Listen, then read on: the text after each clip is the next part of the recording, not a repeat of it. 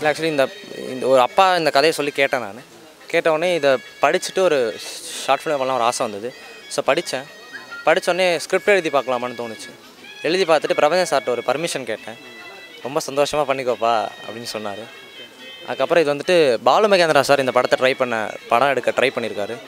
So அவர் பண்ண முடியல. So கரெக்டாக அதே கதையை நீயும் கேட்குற அப்படின்னு பிரபஞ்சன் சார் சொன்னார். அது ரொம்ப சோல்ஃபுல்லாக இருந்துச்சு. ஸோ கண்டிப்பாக பண்ணி ஆகணும். சவால் இல்லை இது கஷ்டமாக நீங்கள் எதை உணர்ந்தீங்க? யாராவது கஷ்டமாக அதில் எல்லாருமே என்னோட பெரியவங்க, என்னோட க்ரூவில் எல்லாருமே என்னோட பெரியவங்க. அவங்ககிட்ட சொல்கிறது தான் பெரிய கஷ்டமாக இல்லை. எல்லாருமே அட்ஜஸ்ட் பண்ணி தான் பண்ணாங்க. ரொம்ப நல்லா கோஆப்ரேட் பண்ணாங்க. கேமராமேன் சார், அப்புறம் எடிட்டரு எல்லாருமே நல்லா ஒர்க் பண்ண கொடுத்தாங்க. 3 days ஷூட் பண்ணோம் சார். போஸ்ட் ப்ரொடக்ஷன் வந்துட்டு ஒரு விளம்பரம்னு ஒரு ஆஃபீஸ் இருக்குது சென்னையில் கோபாலபுரத்தில். அதில் பகலவன் ஒரு அண்ணா இருக்காங்க. அவங்க தான் வந்துட்டு எல்லா போஸ்ட் ப்ரொடக்ஷன் ஒர்க்கும் பண்ணி கொடுத்தாங்க. சினிமாட்டோகிராஃபர் பேர் சரவணகுமார் சார். அவர் ஆக்சுவலி நிறைய டாக்குமெண்ட்ரிஸ் நிறைய மூவிஸ் பண்ணியிருக்காரு. அவரை கேட்டோடனே ரொம்ப ஹாப்பியாக வந்து பண்ணி கொடுத்தாரு. பயங்கர டெடிக்கேட்டடாக பண்ணி கொடுத்தாரு. அவர் காட்டின விஷுவல்ஸ் தான் படம் மொத்தமும் தூக்கி நிறுத்துதுன்னு சொல்லலாம். ஆக்சுவலி படத்தை லீட் ரோல் பண்ணவர் ஆக்சுவலி ஒரு எடிட்டர் வராரு, நடிகரே கிடையாது. அவர் சும்மா கேரளாவில் பார்த்தோம். மேபி ஒரு 10 minutes பார்த்துருப்பேன் அவரை.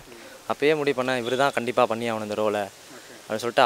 அவர் ஆக்சுவலி கேரளைட் ஆக்சுவலி. ஸோ இங்கே வந்து அவருக்கு தமிழில் ரிஹர்சல் கொடுத்து அடுத்து தான் அவரை நடிக்க வச்சு. ஃபுல் அண்ட் ஃபுல் திருவண்ணாமலை தான் சார். படத்தில் ஃபஸ்ட்டு போர்ஷன் மட்டும் வேட்டவளத்தில் எடுத்தோம். மீதி ஃபுல் அண்ட் ஃபுல் திருவண்ணாமலை தான் எடுத்தோம். அடுத்து இந்த ஷார்ட் ஃபிலிம் பண்ணுற பிளான் இல்லை சார். டாக்குமெண்ட்ரிஸில் தான் பண்ணணும். என் பேர் தனுஷு. நான் இந்த படத்தில் கலை இயக்குனராக எனக்கு வாய்ப்பு கொடுத்துருக்காங்க. ஃபஸ்ட் டைமு அப்போ தான் இவங்க எல்லாருமே மீட் பண்ணுறேன். இந்த டீமு வந்து முன்னாடி இவங்க எல்லாமே பழக்கமான, நான் தான் ஃபஸ்ட்டு இதில். எல்லாம் நிறைய ஹோப் பண்ணாங்க. நல்லா செம என்ஜாய்மெண்ட்டாக இருந்தது. ரொம்ப ரொம்ப கஷ்டப்பட்டு தான் பண்ணியிருக்காரு. Night shoot. மேக்ஸிமம் ப்ராப்பர்ட்டிஸ் அப்படின்னா கிடச்சது வச்சு தான் கொஞ்சம் நிறைய ப்ராப்ஸ்லாம் கொஞ்சம் மேக் பண்ணியிருக்காங்க. ப்ளட்டெலாம் வந்து ரொம்ப அசிஸ்டண்ட்டாக இருந்தவங்க மானசி, அவங்க ரொம்ப பயங்கர எனக்கு முன்னாடியே அவங்க எல்லாத்தையும் ப்ரிப்பேர் பண்ணி வச்சுட்டு நான் வந்தவொடனே என்கிட்ட ஒன்று காட்டுறாங்க. எல்லாம் ரொம்ப பெருசாக நான் இன்னும் இதில் வேலை செஞ்சேன்னு சொல்ல முடியாது. எல்லாமே ப்ரிப்பேர்டாக வந்து எல்லாம் ரெடியாக இருந்தாங்க. ஜஸ்ட்டு வந்துட்டு அவங்க கூட நான் எல்லாத்தையும் இது பார்த்துக்கிட்டேன். வரவேற்பினை தெரிவித்துக் கொள்கின்றோம். ரொம்ப உஷ்ணமான இந்த சூழ்நிலையிலே இந்த மாதிரி ஒரு இனிமையான மாலை பொழுது கிடைப்பது என்பது அரிதான ஒரு விஷயம். முக்கியமான நிகழ்வுகள் சற்று கால தாமதங்கள் ஏற்படும்.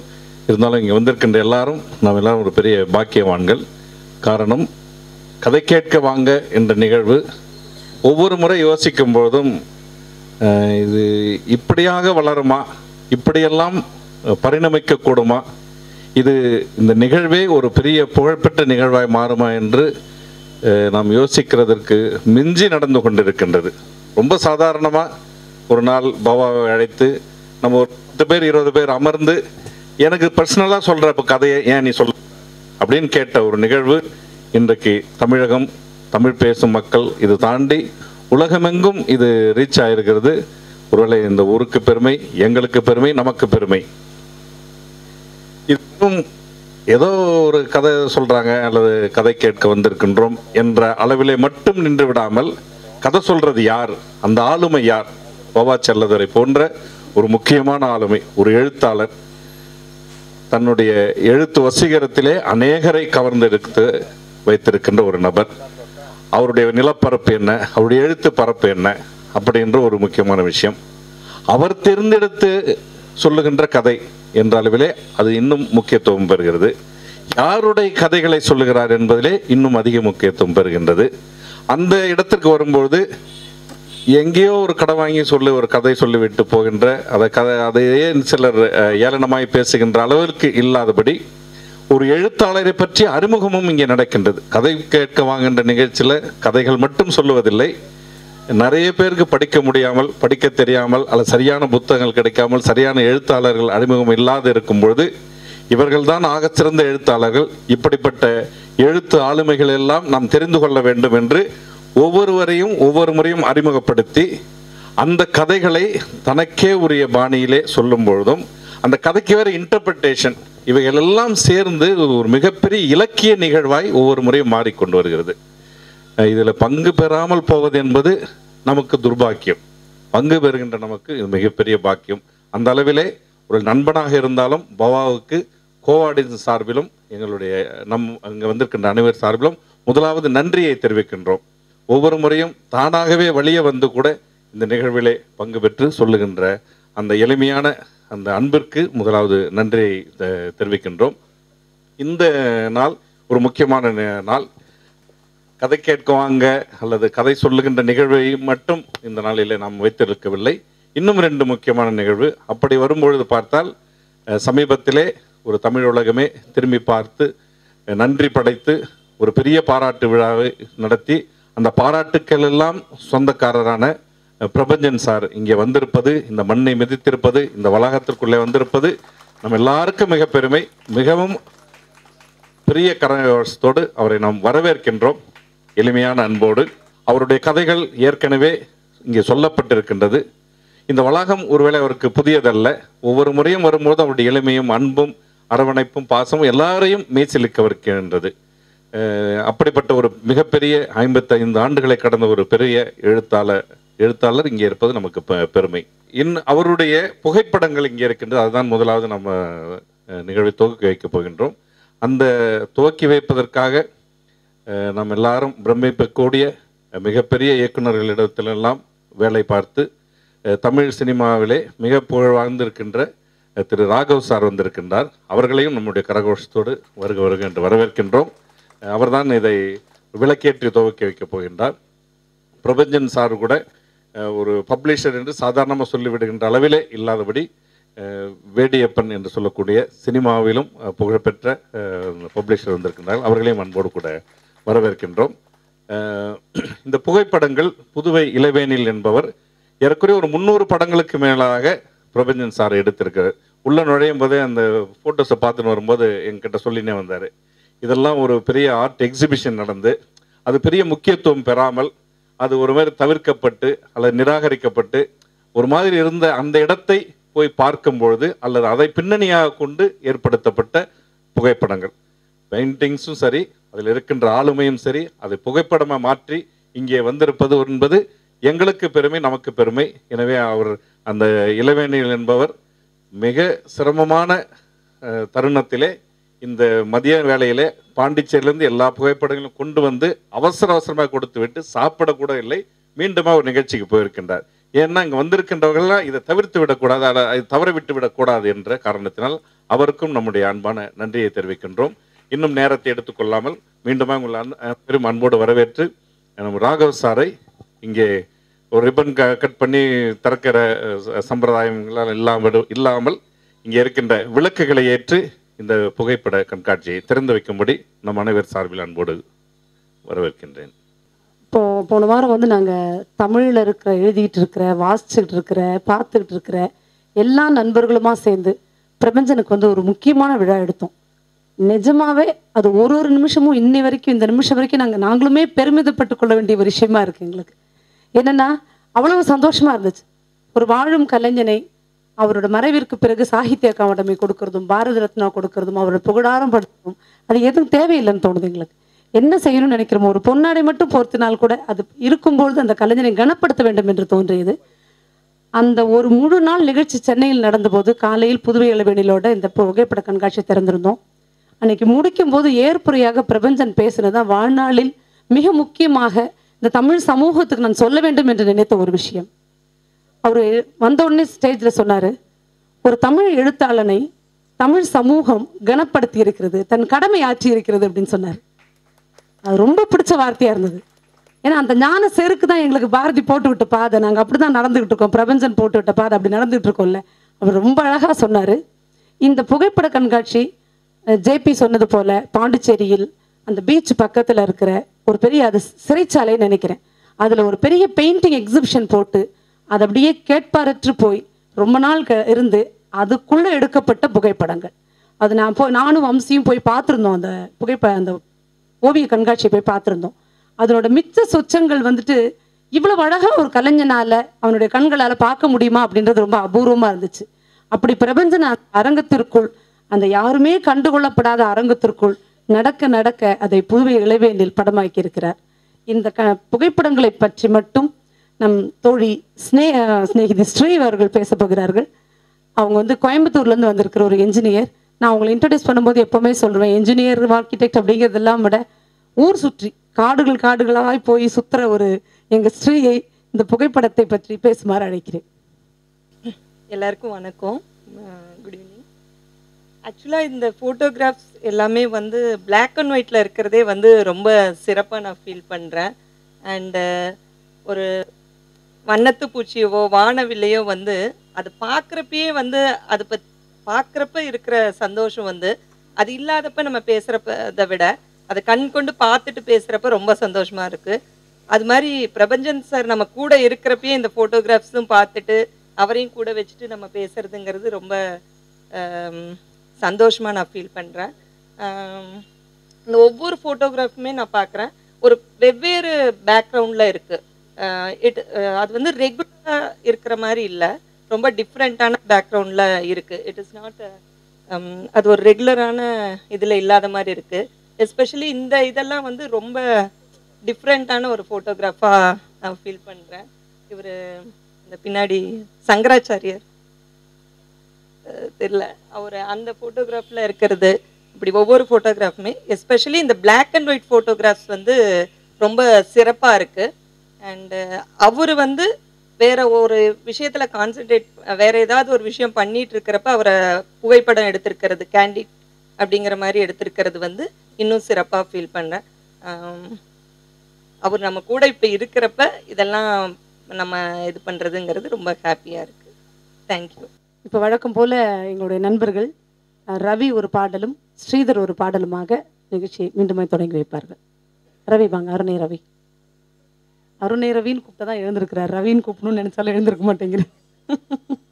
வாடிய பயிரை கண்ட போதெல்லாம் வாடினேன் மனம் வாடினேன், வாடினேன் மனம் வாடினேன். வாடிய பயிரை கண்ட போதெல்லாம் வாடினேன் மனம் வாடினேன், வாடினேன் மனம் வாடினேன். பசியினால் இளைத்தேன் வீடுதோர் இறந்தும், பசியினால் இளைத்தேன் வீடுதோர் இறந்தும், பசியராதயர்ந்த வெற்றரை கண்டு உளம்பதைத்தேன் உளம்பதைத்தேன். வாடிய பயிரை கண்ட போதெல்லாம் வாடினேன் மனம் வாடினேன், வாடினேன் மனம் வாடினேன். நீடிய பிணியால் வருந்துகின்றோரின் நேருறக் கண்டு உளம்பதைத்தேனேன். நீடிய பிணியால் வருந்துகின்றோரின் நேருறக் கண்டு உளம்பதைத்தேன். ஈடின் மாணிகளாய் ஏழைகளாய், ஈடின் மாணிகளாய் ஏழைகளாய் நெஞ்சு இளைத்தவர் தமை கண்டு இளைத்தேன் இளைத்தேன், நெஞ்சு இளைத்தவர் தமை கண்டு இளைத்தேன் இளைத்தேன். வாடிய பயிரை கண்ட போதெல்லாம் வாடினேன் மனம் வாடினேன், வாடினேன் மனம் வாடினேன். நண்பர்களே, ஒவ்வொரு மாதமும் வந்துட்டு ஆனந்த விகடன்ல இருந்து தடம்னு ஒரு இலக்கிய பத்திரிகை வருது. அந்த இலக்கிய பத்திரிகையில் பிரபஞ்சன் தொடரை பற்றி பவா எழுதியிருக்காங்க. ஒரு 50 தடம் புத்தகங்கள் இங்கே இருக்கிறது, அதை வாங்கி கொள்ளலாம். பிரபஞ்சனோட மொத்த புத்தகங்களும் மொத்த சிறுகதைகளும் தொகுப்பாக வேடைப்பன் கொண்டு வந்திருக்கிறாரு. அந்த புத்தகம் இருக்குது. நாம் வந்து ஒரு எழுத்தாளரை பார்ப்பதற்கும் அவருடைய கையொப்பம் வாங்குவதற்கும் புகைப்படம் எடுத்துக்கொள்வதற்கும் சென்னை போக வேண்டியிருந்த காலம் ஒன்று உண்டு. ஆனால் நம்மக்கிட்ட இன்றைக்கி பிரபஞ்சன் வந்திருக்கார். அதனால் அந்த புத்தகங்களை வாங்கி அவரிடம் கையெழுத்து போட்டோ புகைப்படம் எடுத்துக்கொண்டோ அதை நம்ம வீட்டில் மாட்டி நம் பிள்ளைகளுக்கு பிரபஞ்சன் ஒரு முறை வந்திருந்தார், நான் கையெழுத்து வாங்கியிருக்கிறேன், புகைப்படம் எடுத்திருக்கிறேன், அதுதான் இது அப்படின்னு சொல்லிக்கொள்வதற்கான அற்புதமான தருணம். தயவுசெய்து இதை மிஸ் பண்ணிடாதீங்க. இப்போ வந்து டாக்டர் நிற்பதுவே நடப்பதுவே பரப்பதுவே, நிற்பதுவே நடப்பதுவே பரப்பதுவே, நிற்பதுவே நடப்பதுவே பரப்பதுவே, நீங்கள் எல்லாம் சொற்பனம்தானோ பல தோற்ற மயக்கங்களோ, அதெல்லாம் மறையும் என்றால் மறைந்ததெல்லாம் காண்பமன்றோ, நாளும் ஓர் கனவோ இந்த ஞாலமும் பொய்தானோ, நிற்பதுவே நடப்பதுவே பரப்பதுவே, நிற்பதுவே நடப்பதுவே பரப்பதுவே, நீங்கள் எல்லாம் சொப்பனந்தானோ பல தோற்ற மயக்கங்களோ, கற்பதுவே கேட்பதுவே கருதுவதே, நீங்கள் எல்லாம் அப்ப மாயைகளோ உம்முள் ஆழ்ந்த பொருள் இல்லையோ, அற்ப மாயைகளோ உம்முள் ஆழ்ந்த பொருள் இல்லையோ. சும்மா கிடந்த சொல்லை எடுத்து சூட்சும மந்திரம் சொல்லிக் கொடுத்து, கம்மாக்கரையின் மண்ணை பிசைந்து கவிகளில் அந்த வாசம் பொழிந்து, தாமர ஜாதியின் தமிழ் மோகந்து பட்டறி வயதில் கொட்டி கலந்து, பட்டு பொறந்திருக்கு நாடே கேட்டு மகிழ்ந்திருக்கு, நம்ம பட்டுக்கோட்டையின் பாட்டு அது 18 சுவை கூட்டு, நம்ம பட்டுக்கோட்டையின் பாட்டு அது 18 சுவை கூட்டு. சும்மா கிடந்த சொல்லை எடுத்து சூட்சும மந்திரம் சொல்லி கொடுத்து, கம்மாக்கரையின் மண்ணை பிசைந்து கவிகளில் அந்த வாசம் பொழிந்து, பாமர ஜாதியின் தமிழ் மோகந்து பட்டறி வயதில் கொட்டி கலந்து, பாட்டு போறந்திருக்கு நாடே கேட்டு மகிழ்ந்திருக்கு, நம்ம பட்டுக்கோட்டையின் பாட்டு அது 18 சுவை கூட்டு, நம்ம பட்டுக்கோட்டையின் பாட்டு அது 18 சுவை கூட்டு. சிக்கல் சிடுப்புள்ள வார்த்தையும் இல்லை, சொற்சிலம்பும் பண்ணும் தமிழும் இல்லை, சிக்கல் சிடுப்புள்ள வார்த்தையும் இல்லை, சொற்சிலம்பும் பண்ணும் தமிழும் இல்லை, கம்பன் எழுதிய செந்தமிழ் இல்லை, காவிய ஓவிய தமிழும் இல்லை. ஆனா பண்டித புலவன் எவனுக்கும் இதை பாட்டில்லை என்கிற தைரியமில்லை, ஆனா பண்டித புலவன் எவனுக்கும் இது பாட்டில்லை என்கிற தைரியமில்லை, சித்தர்களின் தத்து பிள்ளை இவன் சேரி தமிழ் பூத்த கொல்லை, அவ்வை பாட்டியின் பேர நல்ல அனுபவ பள்ளி ஆசான், அவ்வை பாட்டியின் பேர நல்ல அனுபவ பள்ளி ஆசான், சும்மா கிடந்த சொல்லை எடுத்து காடுகரையினில் பயிர் வளர்த்தவன், கஞ்சி குடித்து தன் உயிர் வளர்த்தவன், காடுகரையினில் பயிர் வளர்த்தவன், கஞ்சி குடித்து தன் உயிர் வளர்த்தவன், மந்திரம் போல் பல எந்திரம் செய்தவன், அந்தர மாளிகை ஆக்கி சமைத்தவன், நித்திரை மறந்து தேகம் தேய்ந்தவன், சித்திரை வெயிலில் தீந்தவன் காய்ந்தவன், இத்தனை பேரின் இதழும் இவன் உழவு தமிழை பழகும், இத்தனை பேரின் இதழும் இவன் உழவு தமிழை பழகும், வெள்ளித்திரை கொஞ்ச காலம் கவி வண்ணத்தில் செந்திரையாகும், சும்மா கிடந்த சொல்லை எடுத்து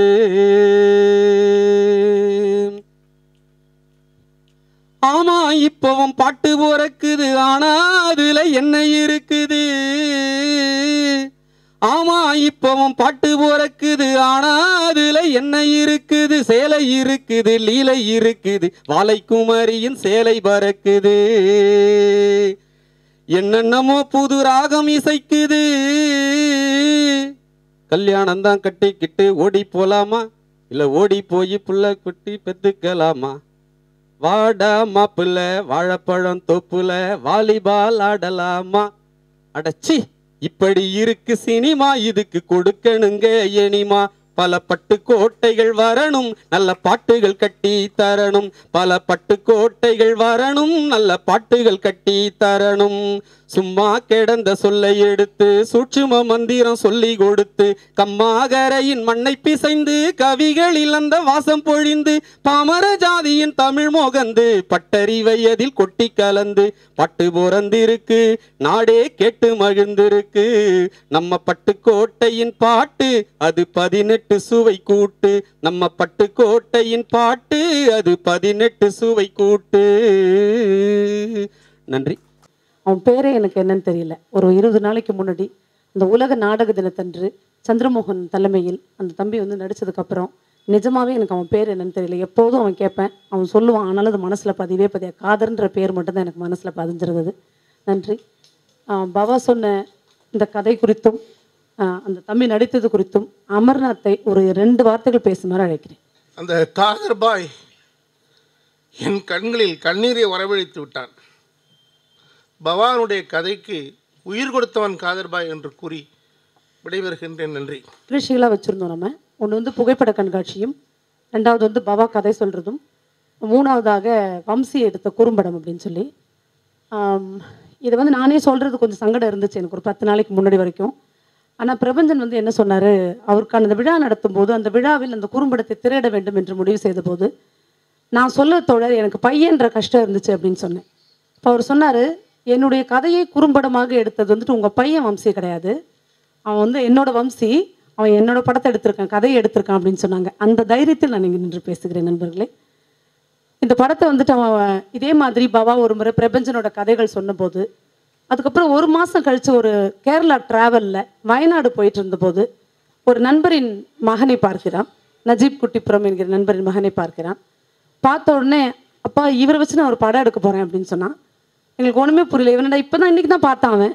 ஆனால் அவன் சொன்னான், இல்லை பிரபஞ்சன் தாத்தா சொன்ன கதை வந்து 1 மாதமாக எனக்கு மனசுக்குள்ளே ஊறிக்கிட்டே இருந்துச்சு, அதுக்கு ஒரு ஆள் தேடிக்கிட்டு இருந்தேன், அதுக்கப்புறம் உங்கள்கிட்ட எல்லாம் சொல்லலாம்னு நினச்சேன், அப்படி ஒரு ஆள் எனக்கு கிடச்சிருக்கான் அப்படிங்கிறதுனால நான் அது உங்ககிட்ட சொல்கிறேன் அப்படின்னு சொன்னான்.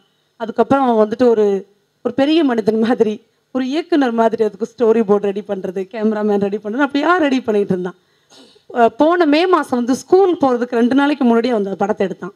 ஒரு சின்சியர் ஸ்டூடெண்ட்டாகவும் இருக்கனால ஜூன் 1ஆம் தேதி நான் ஸ்கூல் போவேன், அதுக்கு முன்னாடி எடுத்துடணும் அப்படின்னு இந்த படத்தை எடுத்தான். நானும் பாபாவும் எங்கள் மகனை ரசிச்சுட்டு இருந்தோம். ஒரு சின்ன பிள்ளை அவன் ஆசைப்படுறான், செய்யட்டும், அவன் நல்லா வர்றதும் வராதும் அவனோட விருப்பம், அவன் அதை செய்யட்டும் அப்படின்னு ரொம்ப பார்த்து ரசிச்சுட்டு இருந்தோம். அவனுக்கு அந்த 1 வருஷம் என்ன கேப் வந்துச்சு அப்படின்னு சொன்னால், மியூசிக்காக வெயிட் பண்ணான், எடிட்டிங்காக வெயிட் பண்ணான், அப்படி கொஞ்சம் வெயிட் பண்ணி கொஞ்சம் காலதாமதமாச்சு. ஆனால் அது வந்து ரொம்ப அற்புதமாக நாங்கள் எல்லோரும் சேர்ந்து பிரபஞ்சனுக்கு வந்துட்டு ஒரு விழா எடுக்கிற அன்னைக்கு வந்துட்டு அதை பண்ணணும் அப்படின்றது அப்படி அமைஞ்சது. அது சென்னையில் போன வாரம் அந்த குறும்படத்தை திரையிட்டோம். ஆனாலும் அவனுக்கு சொந்த மண்ணில் அவனுக்கு பிடித்தமான 2-3 நண்பர்களோடு, ஒரு கலை இலக்கியத்தில் இருக்கிற நண்பர்களோடு வெளியிட வேண்டும் என்ற ஆசை இருந்துச்சு அவனுக்கு. அதனால் அவனோட ரொம்ப பிடிச்சமான காயத்ரி கேமிஸ் is going to release his DVD. Please come Gayathri. உகந்த மாஸ்டர் ஒருத்தர் இருக்கார், சந்திரமோகன். நாடகத்துறையில் இந்தியாவில் மிக முக்கியமான 2 கல்லூரிகளில் படித்த, ஒரு கல்லூரியில் படித்த நண்பர் சந்திரமோகன். அவர் தான் வந்து ரிசீவ் பண்ணணும் அப்படின்னு சொன்னாங்க.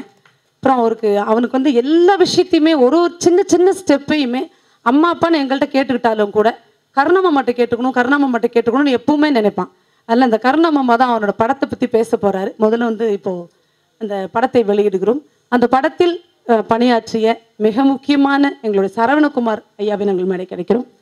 அவர் வந்துட்டு கேமராமேன் அவனுக்கு அப்படின்னு சொல்கிறதுலாம் ரொம்ப தப்பு. அவர் ரொம்ப நிறைய படங்கள் எடுத்தவர், நிறைய விஷயங்கள் செஞ்சவர். அவன் சொன்னான் அப்படின்றதுக்காக கேமராவை இயக்கிக்கிட்டே இருப்பார்.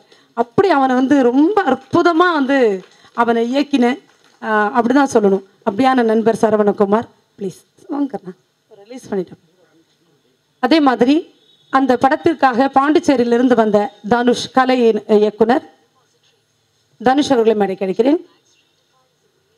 இந்த படத்துக்கு மொத்தமாக சவுண்ட் இன்ஜினியராக இருந்து ஸ்பெஷல் எஃபெக்ட்ஸ் கொடுத்து போஸ்டர் டிசைன் பண்ண PK பகலவனை மேடை கிடைக்கிறேன், என்னுடைய 2வது மகன் பகலவன். அதே மாதிரி ஒரு போலீஸ் கேரக்டருக்காக நாங்கள் ரொம்ப தேடிட்டு இருந்துட்டு மார்டின் திருவண்ணாமலையிலேயே கிடைச்சார். அந்த அற்புதமான கலைஞரை மேடை கிடைக்கிறேன். தன்னோட ஸ்டுடியோவை மொத்தமும் கொடுத்து நீங்கள் என்ன வேணாலும் பண்ணிக்கலாம், வம்சி எது வேணாலும் செஞ்சுக்கலாம் அப்படின்னு மொத்தத்தையும் எங்களுக்கு கொடுத்த பிபி ராஜ் அவர்களை மேடை கிடைக்கிறேன். இந்த ஊரில் நாடக கலையில் மிக முக்கியமான பங்களித்திருக்கிற காளிதாஸ் பெரியப்பாவை மேடை கிடைக்கிறேன். இந்த படம் முழுக்க டப்பிங் விஷயத்துக்கு எல்லாத்துக்கும் ஏற்பாடு பண்ணி கொடுத்த என்னுடைய இரண்டாவது மகளான ஸ்ரீதேவியை மேடை கிடைக்கிறேன்.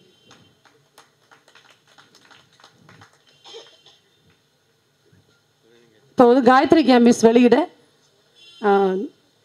சந்திரமோகன் பெற்றுக்கொள்கிறார்.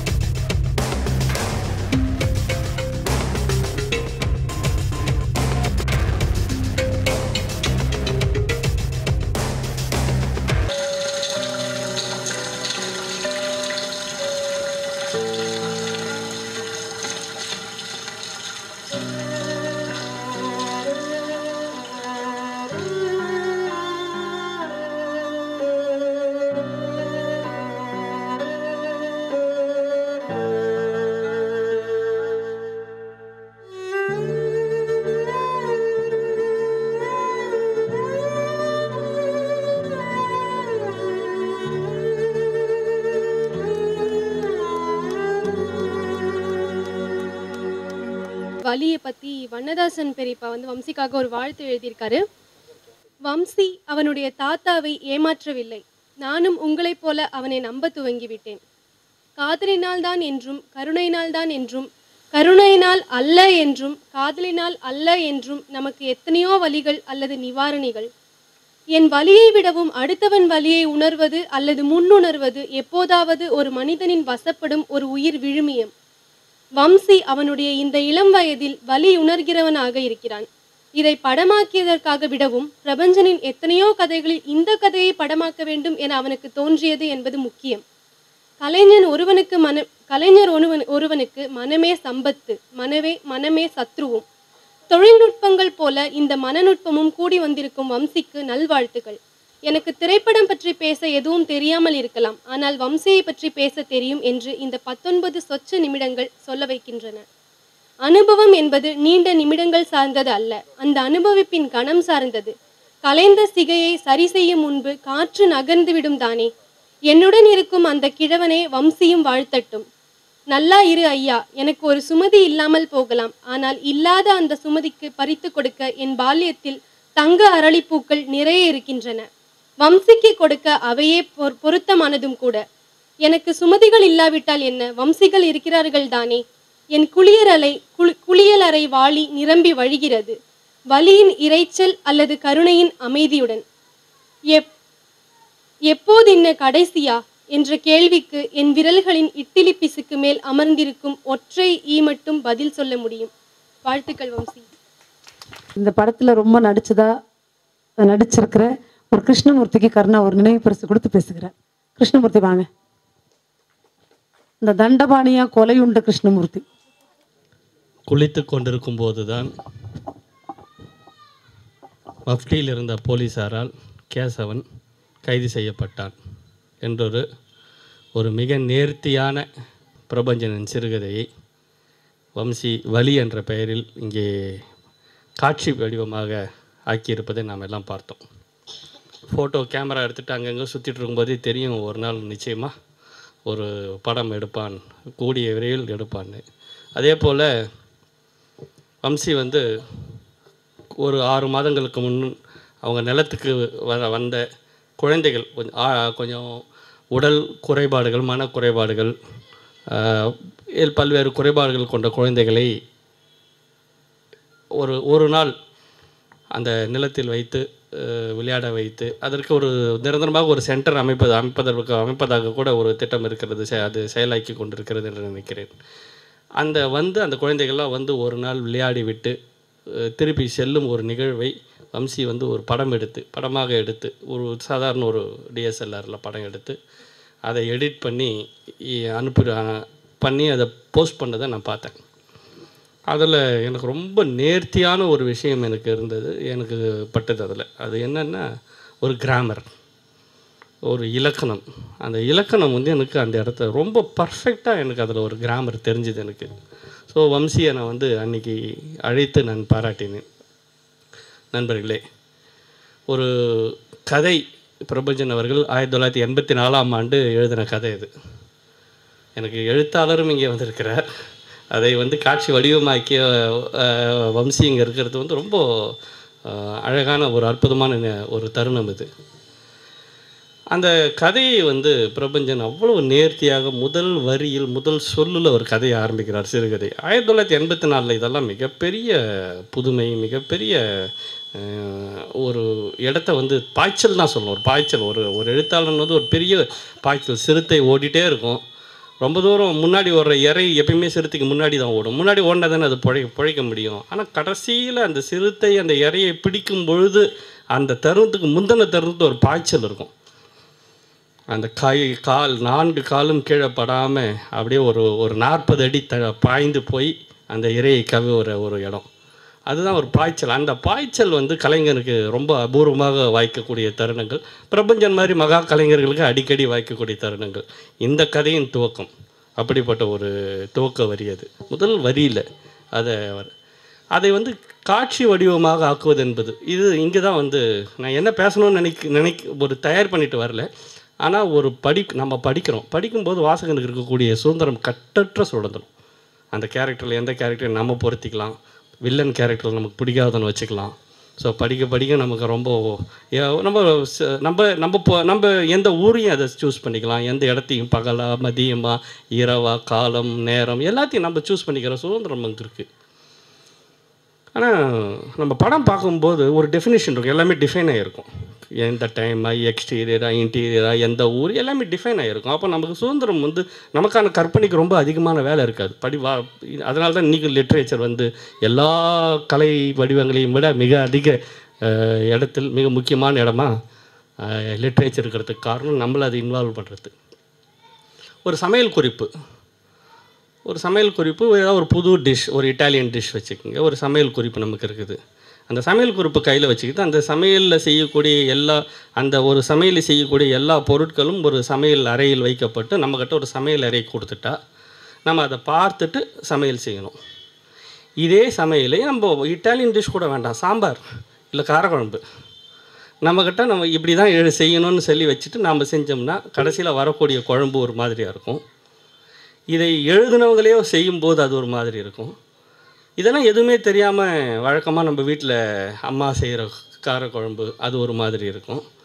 இது எல்லாமே பார்த்து தான் நம்ம செய்கிறோம், அதே சமையலறை அதே பொருட்கள். ஆனால் அந்த அவுட்புட் வந்து மாறுது. அது வந்து இந்த டிரான்ஸ்ஃபர்மேஷன் ஒரு உருவத்திலிருந்து இந்த சமையல் எல்லாம் இந்த பொருள் எல்லாம் ஒரு உருவத்திலேருந்து இன்னொரு உருவமாக மாறுகிறது. அதே போல் ஒரு எழுத்து வடிவத்திலேருந்து காட்சி வடிவமாக இங்கே மாற்றப்படும் போது இங்கே நடந்த மேஜிக் தான் நம்ம பார்க்குறோம்.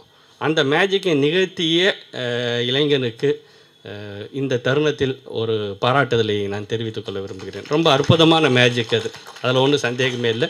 கதைக்கு நியாயம் செய்திருக்கிறது இந்த படமாக்கல், அது வந்து ரொம்ப முக்கியமான விஷயம். அதுதான் வண்ணதாசன் அவர்கள் அப்படி அவ்வளோ சிலாகிச்சு எழுதின கடிதமும் அதை தான் சொல்லுது. இந்த கிராமர் நான் சொல்லும்பொழுது நான் வந்து மிக சுருக்கமாக நான் சொல்லணும்னு நினைக்கிறது என்னென்னா, முதல் வரி கதைக்கு எவ்வளோ முக்கியமோ அதில் முதல் காட்சி முதல் புள்ளி வந்து இதுக்கும் முக்கியம். ஆக ரெண்டுத்துக்கும் அதே கிராமர் தான். கடைசியில் முடிக்கும் பொழுது கதாசிரியர் வந்து முடிக்கிறது பெரும்பாலான கதைகளில் கதாசிரியர் முடிக்கிற வரைக்கும் நாம் வெயிட் பண்ண மாட்டோம். நாமளே முடிச்சுக்குவோம். இதுக்கப்புறம் ஏன் வளவலன்னு எடுத்துகிட்டு போகிறாருன்னு தோணும் சிலதில். ஐயோ அதுக்குள்ளே முடிஞ்சிருச்சா, இன்னும் கொஞ்சம் இதை செஞ்சுருக்கலாமே, அதை பண்ணியிருக்கலாம். அப்போ நாம் ஒரு கிளைமேக்ஸை, ஏன்னா கதையின் முதல் வரியில் தான் நாம் அந்த கதைக்கு புதுசு. ஆனால் கதையோட கண்டென்ட் உள்ளே போக போக போக எக்ஸிட் ஆகும்போது நாம் அந்த கதைக்கு பழசு. நமக்குள்ளே ஏற்கனவே கேரக்டர்ஸ், நமக்குள்ளே எல்லா இதுவும் வந்துடுச்சு.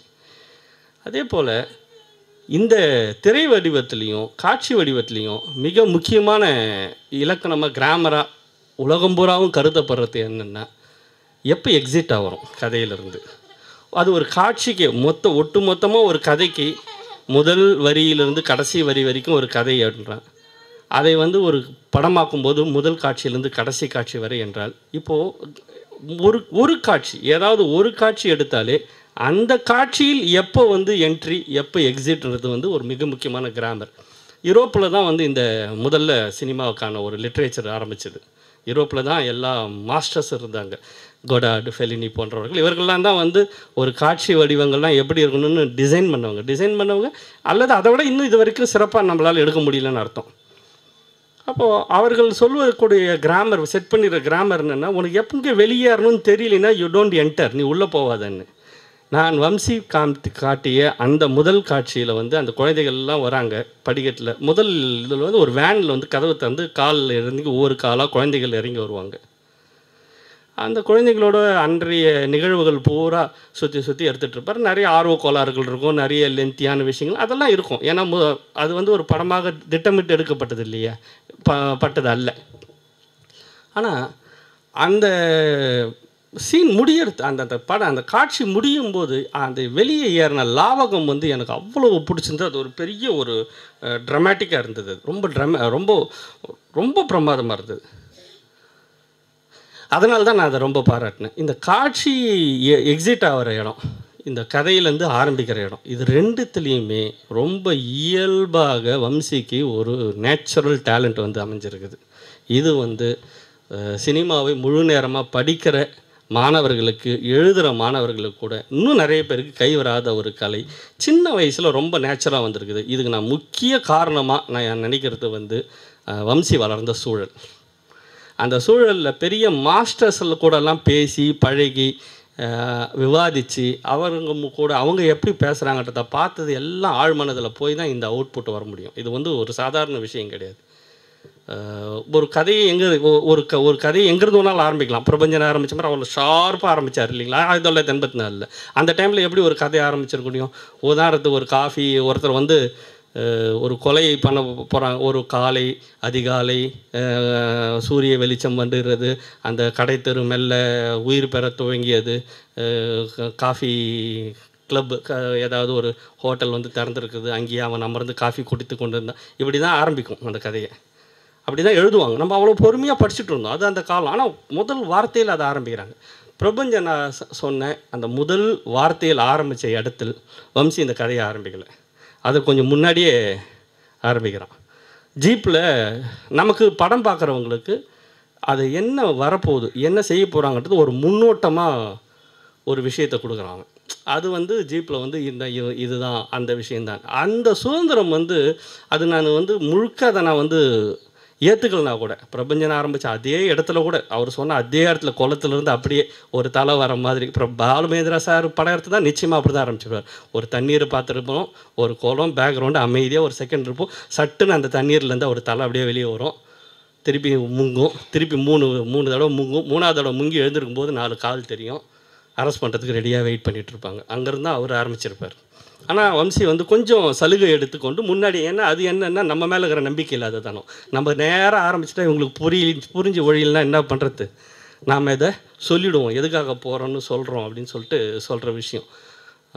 அது ஒரு ஆனால் நல்லா இருந்தது, இயல்பாக இருந்தது, அதில் ஒன்றும் சந்தேகம் இல்லை, அது ரொம்ப இயல்பாக இருந்தது.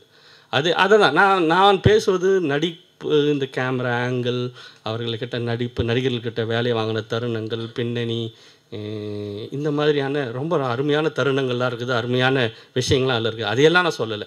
நான் வந்து ஒரு ரிட்டனில் இருக்கக்கூடிய விஷயம் எப்படி விஷுவலாக மாறுது, அதை வம்சி எப்படி பண்ணியிருக்கான் ஆஸ் ஏ இயக்குனர், அதை எவ்வளோ புரிஞ்சுட்டு பண்ணியிருக்கான்றது அதை நான் பார்க்குறேன். அந்த இடம் வந்து கொஞ்சம் முன்னாடி ஆனால் அந்த ஆரம்பித்த இடத்துலேருந்து போகிற விஷயங்கள் ரொம்ப.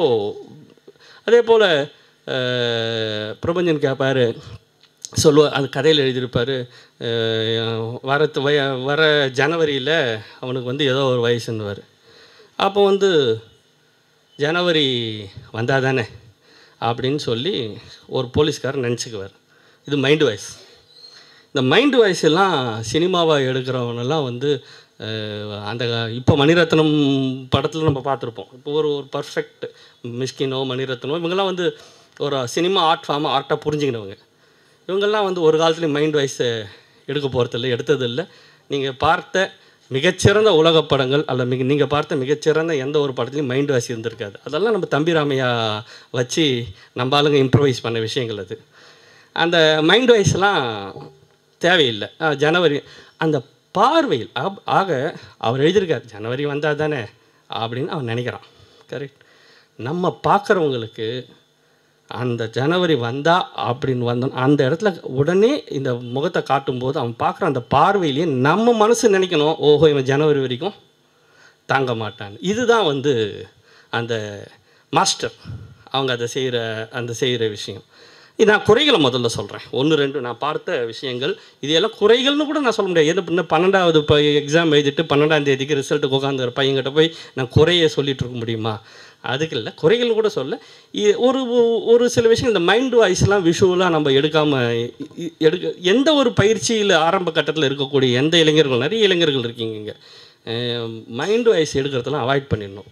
அப்படி அதை இல்லாமல் நம்மால் மிக சுலபமாக கதையை சொல்லக்கூடிய டூல் நம்ம கையில் இருக்குது. அதுதான் கேமரா. அதுக்கு அசிஸ்ட் பண்ணுறதுக்கு லைட்டிங் இருக்குது, சவுண்ட் இருக்குது, பஞ்சபூதங்களும் இருக்குது. நமக்கு பேப்பர் பேனாவை மட்டும்தானே எழுத்தாளர் இருக்குது. அப்போ விஷுவலாக எழுதுறதுக்கு அவ்வளோ பெரிய விஷயங்கள் இருக்கும்பொழுது நம்ம அந்த மைண்ட் வாய்ஸ் போடுறது ஒரு அமைச்சூர்த்தனமான ஒரு விஷயம். ஒரு நல்ல தேர்ந்த இயக்குனர் மைண்ட் வாய்ஸ் மூலமாக அந்த கதையை சொல்ல வேண்டிய அவசியம் இருக்காது அப்படின்றது தான் வந்து என்னுடைய ஒரு. அதுக்கப்புறம் பூராவுமே அவர் எழுதுறது வந்து இந்த சிந்தனைகள் தான் எழுதுவார். அந்த ஷூட் பண்ணக்கூடிய அந்த ஆஃபீஸர், அந்த என்கவுண்டர் பண்ணக்கூடிய ஆஃபீஸர் வந்து இவன் நாளை காலையில் படுற வேதனைகள், இவ்வளோ சின்ன பையனாக இருக்கானே, இவன் இந்த சிஸ்டத்துக்குள்ளே ஒரு போகிறோம், இவனுக்கு கிட்ட விட்டால் இவன் என்ன ஆவான்றத வேதனைகள், இதை காட்சி வடிவமாக்குனதில் ஒரு மாஸ்டர் கிரியேட்டர்ன்றது தான் அவன் ப்ரூவ் பண்ணுறான். அதுலேயும் முக்கியமாக இந்த போஸ்டர் வந்து எனக்கு ரொம்ப பிடிச்ச போஸ்டர், ஒருத்தர் தலைகீழாக தங்க விட்டு, அது ஒரு ஃப்ரெஞ்சு படத்தை, ஒரு ட்ரூஃபோ படத்தோட. ட்ரூஃபோ வந்து பிளாக் அண்ட் ஒயிட்டில் இந்த மாதிரி ஒரு சில் அவுட்டில் இந்த மாதிரி ஒரே ஒரு காட்சி வைப்பார். அந்த காட்சி என்னன்னு நமக்கு தெரியாது. நம்ம அது ரொம்ப முன்னாடி ரிலீஸ் பண்ணுவாங்க. அது என்ன, அது படத்தில் எங்கே வரும்னு அப்படியே யோசிச்சுட்டு அது வரக்கூடிய அதை அமைப்பாங்க அந்த இடத்த. அந்த மாதிரி இந்த காட்சி எப்போ வரும் அப்படின்னு நான் வந்து அந்த ஸ்டில் பார்த்ததுலேருந்து யோசிச்சுட்டு இருந்தேன். மிக அற்புதமாக அப்ரோப்ரியேட் பிளேஸ், எந்த இடத்துல வரணுமோ அந்த இடத்துல மிக அழகாக வந்திருக்கிறது. அதே போல் எக்ஸிட், அதுதான் மிக மிக மிக முக்கியமான விஷயம். வம்சி கதையில் இருந்து விலகின இடம் இருக்கு இல்லையா, விலகின நேரம், அது எந்த ஒரு மிகச்சிறந்த இயக்குனரும் எங்கே விலகுவாங்களோ அந்த இடத்துல மிகச்சரியாக விலகி இருக்கிறான். அதுதான் வந்து இந்த இடத்துல மிக அற்புதமான ஒரு படமாக அமைகிறது.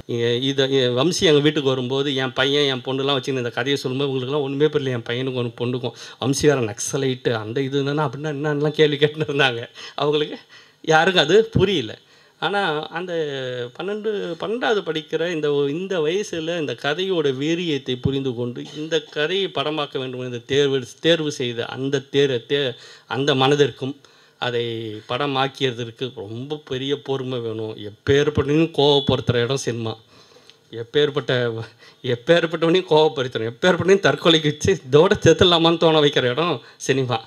அந்த வயசில் போய் ஒரு கேமராமேனை ஹேண்டில் பண்ணி, ஒரு ஆர்ட் டைரக்டரை ஹேண்டில் பண்ணி, இவங்களாம் முன்னாடி இருக்கிறாங்க அதனால் இவங்களெல்லாம் சொல்கிறேன் நான், இவங்களை ஹேண்டில் பண்ணி அப்புறம் எல்லாத்தையும் ஹேண்டில் பண்ணி, இது எல்லாத்தையும் திருவண்ணாமலை ஷூட் பண்ணும்போது அவங்க அப்பா ஹேண்டில் பண்ணி, இது வந்து அசாத்தியமான ஒரு திறமைன்னு தான் நான் நினைக்கிறேன் நான். ஸோ அந்த திறமையை நான் வந்து நிச்சயமாக பாராட்டுகிறேன்.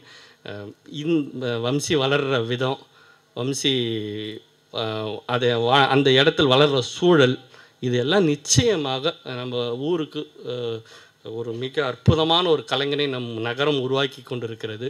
நம் நகருக்கு ஒரு அற்புதமான கலைஞன் வம்சி உருவாக்கி கொண்டிருக்கிறார். அதில் எந்த ஒரு சந்தேகமும் எனக்கு இல்லை. அது எந்த ஃபார்முன்னு தான் தெரில. அது ஒரு ஃபோட்டோகிராஃபியா, அது வந்து விஷுவல் மீடியாவா, இல்லை நாளைக்கு ஒரு பெரிய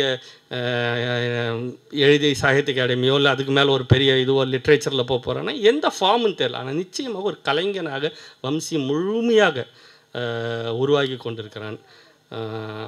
அப்பாவோட அன்பான அத்துமீறல்கள், அதாவது என்னென்னா அன்பை பொழியறது, அந்த அன்பை பொழியிற விஷயங்கள் இது எல்லாம் வந்து சமாளிக்கிறதுக்கு அவனுக்கு தெரிஞ்சிருச்சு இப்போவே. சரி சரி அப்படின்னு கேட்டுட்டு அவன் என்ன நினைக்கிறான்னு அதை கடைசி வரைக்கும் கடைசியாக படம் பார்த்துட்டு பவாவாக தான் இருக்குன்னு நினைக்கிறேன். நான் அப்பப்போ கேட்பேன், என்ன பவா என்ன பவா என்ன பவான்னு கேட்பேன். என்ன காட்டவே மாட்டாங்கண்ணா என்கிட்ட, என்னமோ போகிறான் சென்னைக்கு போகிறான் பண்ணுறான், இதை என்கிட்ட சொல்ல மாட்டான். உங்ககிட்ட சொன்னால் தான் எல்லோரும் கதை தெரிஞ்சிருப்பேன், அதனால் சொல்ல மாட்டேன்றான். ஸோ அதனால் வந்து இது எல்லா சாமர்த்தியமும் இருக்கக்கூடிய வம்சி நிச்சயமாக நம்ம அனைவரின் அன்பிற்கும் பாராட்டுக்கும் உரியவராகிறார். எல்லாவற்றுக்கும் மேலாக இதே போன்ற ஒரு இரவில் பின்னொரு காலத்தில் ஒரு சர்வதேச விருதை வம்சி வாங்க அந்த நிகழ்ச்சியிலும் நான் கலந்து கொள்ள வேண்டும் என்று விரும்பி இந்த படத்தில் பங்கு பெற்ற, இந்த படத்திற்காக உழைத்த, இந்த படத்திற்காக வம்சிக்கு தோள் கொடுத்த, வம்சிக்கு தொந்தரவு கொடுத்த அத்தனை பேருக்கும் என்னுடைய வாழ்த்துக்களும் பாராட்டுகளும் நன்றிகளும். Thank you. All the best Vamsi. வெறுமே பாராட்டாமல் அவனுடைய சின்ன சின்ன விஷயங்களையும் சுட்டிக்காட்டி பேசியதற்கு நன்றி. இந்த ஆமாம், இந்த குறும்படத்தை வெளியிட்ட காயத்ரி ஒரு சில வார்த்தைகள். Gayathri, I mean waiting to talk about the film. Congratulations. I know how important it is for Vamsi this day, because I understand from the point of view of an artist how your work gets to be really completed when you offer it and show it to the public. And I think this is what is happening now to Vamsi. I have seen him running around and solving things while his film is being released, and he is such a passionate, wonderful boy.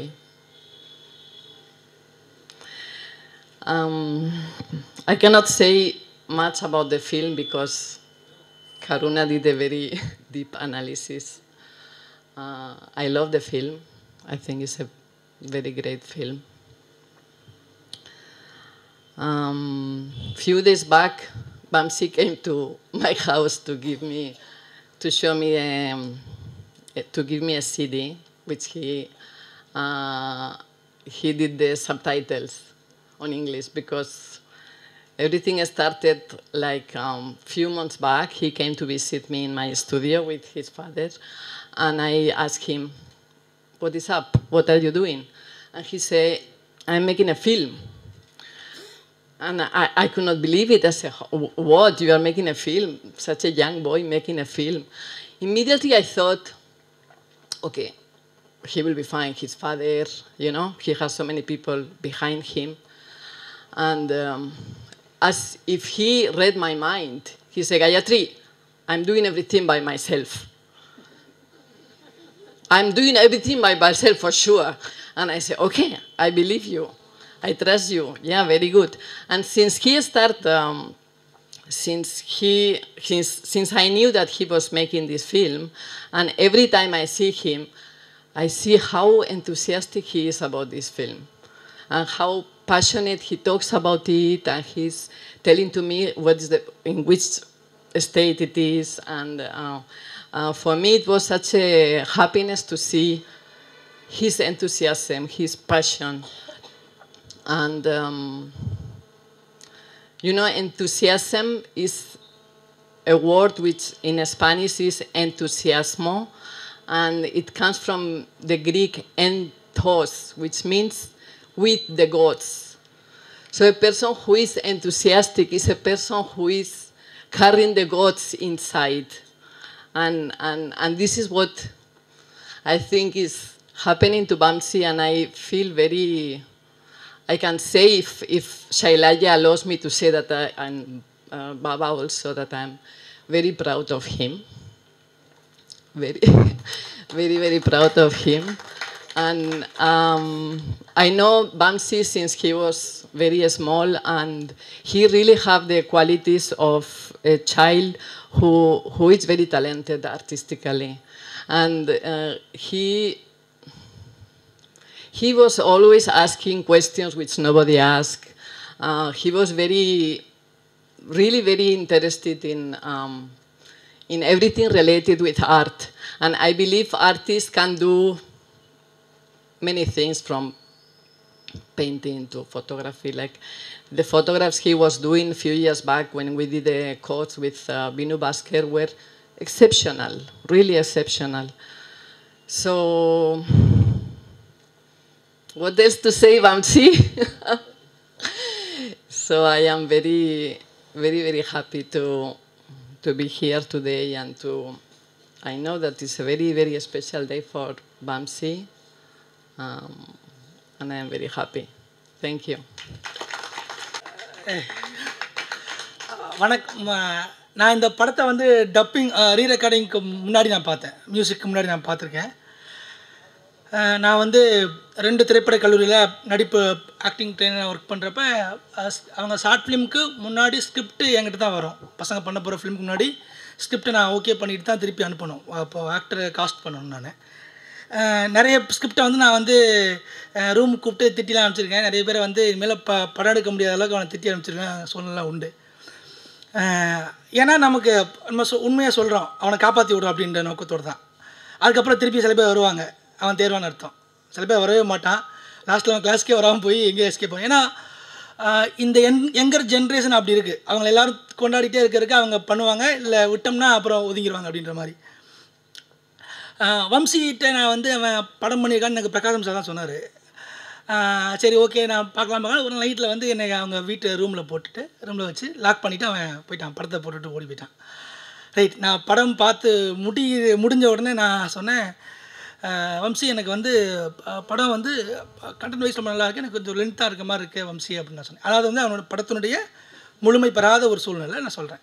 ரீ ரெக்கார்டிங்கிற ஒன்று பண்ணாத சூழ்நிலையில் ரொம்ப லென்த்தாக இருக்க மாதிரி இருக்குது, எனக்கு இதை வந்து நீ 20 நிமிஷம் போகிறத நீ 6 நிமிஷம் 7 நிமிஷத்துலேயே முடிச்சிட முடியும், ஒரு 7 கட் வச்சா முடிச்சிடலாம் அப்படின்னு நான் சொன்னேன்.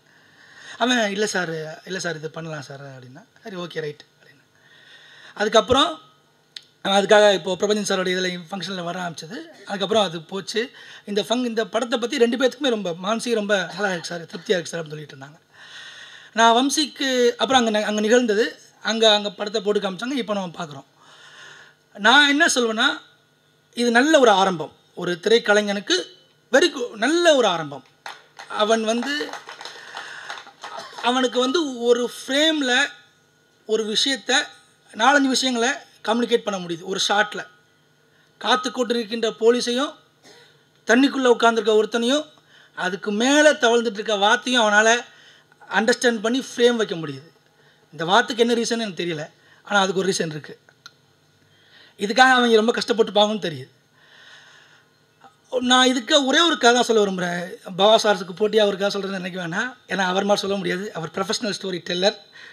நாம் ஒரு பெரிய ஆர்டிஸ்ட் ஒருத்தர், அவர்கிட்ட வந்து ஒரு சிஷ்யன் இருந்தான். படம் வரைகிறத கற்றுக்கணும் அவர்கிட்ட. அவன் நிறைய படம் வரைஞ்சி காமிச்சான். அவர் வந்து தம்பி நீ இன்னும் கொஞ்சம் இது பண்ணிட்டே இருந்தார். அவன் வந்து ஒரு நாள் வந்து அவர் வெளியே போயிட்டான். போனதுக்கப்புறம் அவன் ஒரு பெரிய படம் வரைஞ்சான். அந்த படத்தை வந்து உலகத்தில் இருக்கிற ராஜாக்கள் ராணிக்கள் எல்லோரும் சேர்ந்து அந்த படத்தை கொண்டாடினாங்க. அப்படி ஒரு படம் கிடைக்காதா, அந்த படத்தை பார்க்க மாட்டோமான்னு உலக நாடுகள் ஏங்கி அவருக்கு வண்டி அனுப்பிச்சு, அவருக்கு கார் அனுப்பிச்சு, அவருக்கு குதிரை வண்டியெல்லாம் அனுப்பிச்சு கூப்பிட்டு அவர் பார்த்தாங்க. அந்த படத்தை வந்து அவர் குரு காமிக்கவே இல்லை. அவன் எல்லா வாங்கின அத்தனை பரிசுகளோடும் வரிசை வகுத்து அவனோட குருவை வந்து பார்க்கறதுக்கு வந்து வந்தவுடனே அவர் குரு அதே மாதிரி அதே இருக்கையில் உட்காந்து அவருடைய வேலையை பண்ணிகிட்டே இருந்தார். அவன் வந்து அந்த படத்தை காமிச்சான். அந்த படம் வந்து ஒரு மரத்தில் வந்து ஒரு பறவை உட்காந்துருக்க ஒரு படம், உலகமே பார்த்து வியந்த படம், இந்த படத்துக்கு இவ்வளோ பரிசு வந்துருக்கு பாருங்க அப்படின்னு காமிச்சான். அந்த குரு வந்து அந்த படத்தை பார்த்துட்டு வழக்கம் போலவே அப்படின்னு தான் மேடையில் இருக்கிற ஒரு தூரிகை எடுத்து அதை அந்த பறவையில் ஒரு டச் பண்ணார். அந்த பறவை உயிர் வந்து பறந்துச்சு. அதுதான் ஒரு சின்ன டச்சில் தான் அந்த ஆர்ட் இருக்குது. அதுக்கு அவனுக்கு இன்னும் வயசு இருக்குது, அதுக்கு இன்னும் நிறைய போகணும். அவன் அந்த டச் வர்றதுக்கு அது வயசு இல்லையா, அது வரப்போ வரும். எனக்கு இந்த வயசில் அவன் இந்த கண்டென்ட் அவன் சூஸ் பண்ணதுக்கும் இதுக்கு அவனுக்கு இருக்க வாழ்க்கை சூழலுக்கும் அவன் வந்து இன்னும் ஒரு 2-3 வருஷத்துக்கு அப்புறம் அவன் பண்ண போகிற ஃபிலிமுக்கும் நான் ரொம்ப பெரிய ஃபேனாக இருக்க போகிறேன்னு அர்த்தம். அந்த ஃபிலிம் முடிகிறப்ப நான் கத்தி கொண்டாடி அவனுக்கு தோளில் தூக்கி வச்சுட்டு ஓட போகிறேன்னு அர்த்தம். அந்த நாளுக்காக நான் இங்கே வாழ்த்து சொல்லி நன்றி பெறேன். எல்லாருக்கும் ரொம்ப தேங்க்ஸ். இது மாதிரி ஒரு கதை கேட்க வாங்க ப்ரோக்ராமில் தான் அப்பா இந்த கதையை சொன்னார். சொல்லி முடித்தோடனே இதை ஒரு ஷார்ட் ஃபிலிமாக பண்ண ஒரு ஆசை வந்தது. ஒரு மாதம் யாருக்கிட்டையுமே வீட்டில் யாருக்கிட்டையுமே சொல்லலை. ஒரு வயநாடுக்கு காரில் போயிட்டுருக்கும்போது அப்பாட்ட கேட்டேன், இப்போ ஒரே தடவை அந்த கதையை சொல்லுங்கப்பா அப்படின்ட்டு. டே ரொம்ப டயர்டாக இருக்குது, சொல்ல முடியாது போடா அப்படின்னாரு. ப்ளீஸ்ப்பா எனக்காக ஒரே தடவை சொல்லுங்கப்பா அப்படின்னேன். ஏன் சரி திருப்பி திருப்பி கேட்டே இருக்கான் அப்படின்னு கேட்டாங்க. அப்புறம் சொல்லலை. அப்புறம் அடுத்து கதையை படிக்க ஆரம்பித்தேன். படிச்சுட்டு மொத்த ஸ்கிரிப்டையும் எழுதிட்டு தாத்தாவுக்கு ஃபோன் பண்ணேன். பிரபஞ்சன் தாத்தா கால் பண்ணேன். தாத்தா உங்கள் கருணை நாள் தான் கதை படித்தேன் தாத்தா அப்படின்னு சொன்னேன். சந்தோஷம்ப்பா, அது எனக்கே ரொம்ப பிடிச்ச கதைப்பா அப்படின்னு சொன்னார் தாத்தா. அது ரொம்ப பிரமாதமான கதை அப்படின்னு சொன்னார். நீங்கள் பர்மிட் பண்ணிங்கன்னா நான் அதை ஷார்ட் ஃபிலிமாக பண்ணட்டா அப்படின்னு கேட்டேன். தாராளமாப்பா. அப்புறம் நான் இன்னும் நிறைய கதை எழுதியிருக்கேன்னு நினைக்கிறேன், நிறையா 100-200 கதை எழுதியிருக்கேன்னு நினைக்கிறேன். அதை எடுக்கிற மொத்த உரிமையும் உனக்கு கொடுக்குறப்பா அப்படின்னு சொன்னார். கடைசியாக ஒன்று சொன்னார், பாலு இந்த கதையை என்கிட்ட கேட்டான்ப்பா அப்படின்னு சொன்னார். பாலு மகேந்திரா தாத்தா கேட்டான்னு சொன்னார். ஸோ அவரால் பண்ண முடியல, கரெக்டாக நீ அதே கதையை கேட்டது எனக்கு ரொம்ப சந்தோஷம் அப்படின்னு சொன்னார். கடைசியில் தாத்தா ஃபோன் வைக்கும்போது எங்கேயாச்சும் கையெழுத்து போடணுமாப்பா அப்படின்னு கேட்டார். அதெல்லாம் ஒன்றுமே தேவையில்லை தாத்தா அப்படின்னு சொல்லிட்டு இது பண்ணோம். அதுக்கடுத்து சரவணன் சார், அவர் காட்டின விஷுவல்ஸ் தான் படம் ஃபுல்லாக. நான் நினச்சதை விட ஸ்டோரி போர்டில் பண்ணதை விட பிரம்மாண்டமாகவும் ரொம்ப சூப்பராகவும் எனக்கு காமிச்சு கொடுத்தது சரவணன் சார் தான். 3 நாள் தூங்காமல் கொள்ளாமல் இந்த படத்தை முடித்தோம். அதான் அந்த கொலை பண்ணுற சீன்லாம் வந்துட்டு இன்ஸ்டண்ட்டாக சாப்பிட்டுட்டு இருக்கும்போது திடீர்னு ஒரு இன்ஸ்டிங் தோணி தான் சார் எடுத்து கொடுத்தாரு. சாருக்கு ஒரு பெரிய தேங்க்ஸ். அதுக்கப்புறம் பகலவன் அண்ணன் தான் எல்லாம். போஸ்டர் டிசைன்லேருந்து சவுண்ட் இன்ஜினியர், டப்பிங் எல்லாமே பண்ணி கொடுத்தது அண்ணன் தான். அண்ணன் ஸ்டூடியோவில் தான் படம் முடிஞ்சது. அண்ணனுக்கும் விபி ராஜ் சாருக்கும் ஒரு பெரிய தேங்க்ஸ். அடுத்து படத்துக்கு ஆர்ட் டைரக்ஷன் பண்ண தனுஷ் அண்ணன். நான் எவ்வளோ அந்த அண்ணன்ட்ட கெஞ்சி பார்த்தேன், அண்ணன் உட்காருங்கண்ணே, ஷார்ட்டு தானே போயிட்டு உட்காருங்கண்ணே அப்படின்ட்டு. ஐயோ நான் உட்கார மாட்டேன் தம்பி, படம் போட்டுன்னு சொல்லி நைட்டு ஃபுல்லாக தூங்காமல் இருந்து வேற ஒரு ஒர்க் இருக்கும்போது எனக்காக முடிச்சு கொடுத்த தனுஷனுக்கு ஒரு பெரிய தேங்க்ஸ். கடைசியாக மியூசிக் டைரக்டர், அவனை இது வரைக்கும் பார்த்ததே கிடையாது. அப்பா சொன்னாலும் இப்படி ஒருத்தர் இருக்காருன்னொடனே வெறும் ஃபோனில் மட்டுமே எனக்கு தேவையான இன்ஸ்ட்ருமெண்ட்டையும் எனக்கு தேவையான இடத்துல எந்த சைலன்ஸ் சொன்ன எல்லாத்தையுமே பேசி ஃபோனில் மட்டும் முடிச்சு கொடுத்து படத்துக்கு ஒரு பெரிய பேக்போனாக இருந்தது மியூசிக் மட்டும்தான். அது அவருக்கு ஒரு பெரிய தேங்க்ஸ். அப்புறம் ஷூட் நடந்துகிட்டே இருக்கும்போது நைட் 2 டைம் காளிதாஸ் பெரியப்பா வந்துட்டு யாருக்குமே தெரியாமல் என் பேக்கெட்டில் ஒரு 5000 ரூபாய் வச்சுட்டு அப்பா கிட்ட எதுவும் சொல்லிடாத, இது உனக்கு நான் கொடுக்குறது அப்படின்னு சொல்லிட்டு போனார். அதை மறைச்சி கொடுத்த காளிதாஸ் பெரியப்பாவுக்கு ரொம்ப எல்லாத்துக்கும் மேலே மானசிக்கு ரொம்ப தேங்க்ஸ் பண்ணுறேன். இப்படி பண்ணுறனோடனே எனக்கு அவளும் ஃபுல் இதுவாக வந்து நிறைய ஒர்க் பண்ணி கொடுத்தா. அந்த டார்ச்சர் சீனில் பண்ணுறத நிறைய ஒர்க் அவளும் பண்ணாள். கடைசியில் அருண் அண்ணன் அசிஸ்டன்ட் கேமரா ஒர்க் பண்ணாங்க. தூங்கவே இல்லாமல் அப்படியே ஒரு மாதிரி பித்து பிடிச்ச மாதிரி ஒர்க் பண்ணி கொடுத்தாங்க. அம்மா அப்பா நான் சொன்னேன், அம்மா 12th தொடங்க போகுது, அடுத்த வருஷம் பண்ணிக்கலாமே அப்படின்னு சொன்னேன். அம்மா வந்துட்டு 12th தொடங்குறேன்டா, முதல் நாள் லீவ் போட்டால் கூட லீவ் போட்டுரு, பரவாயில்ல பார்த்துக்கலாம் அப்படின்னு சொல்லிட்டு அவ்வளோ ஃப்ரீடம் கொடுத்தேன். அம்மா அப்பாவுக்கு ரொம்ப தேங்க்ஸ். ரொம்ப தேங்க்ஸ். பல்ராம் அண்ணன் எல்லாத்தையும் கோஆர்டினேட் பண்ணி எனக்காக பண்ணி கொடுத்த பல்ராமனுக்கு ரொம்ப தேங்க்ஸ். யாரையாச்சும் விட்டுருந்தேன்னா சாரி. தேங்க்யூ. சிவா சிவா எனக்கு 2 பொண்ணுங்க. நான் வம்சியை, நானும் எங்கள் ஒய்ஃபும் வம்சியை தான் மூத்த பிள்ளையாச்சு நாங்கள் நினச்சின்னு இருக்கிறோம். வம்சி சின்ன வயசுலேருந்தே நான் பார்த்து வளர்ந்த பிள்ளை.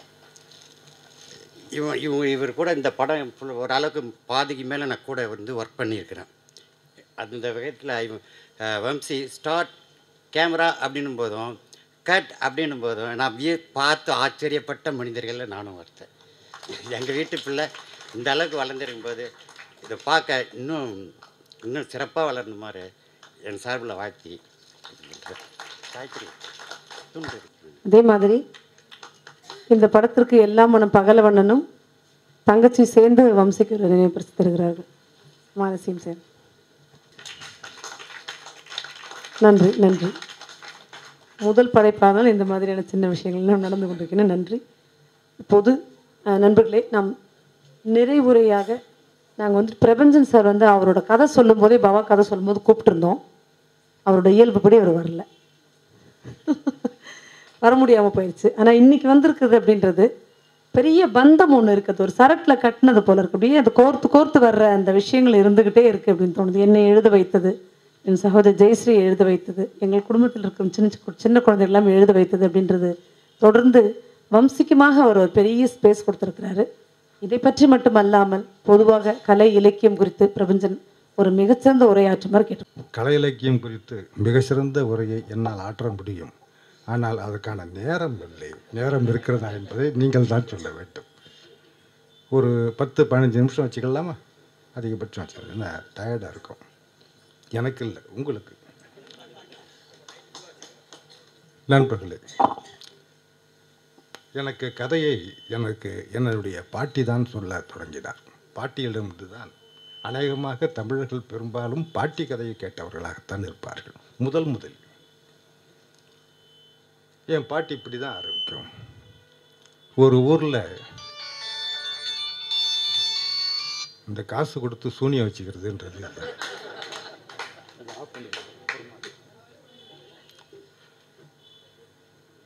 ஒரு ஊரில் ஒரு நரி.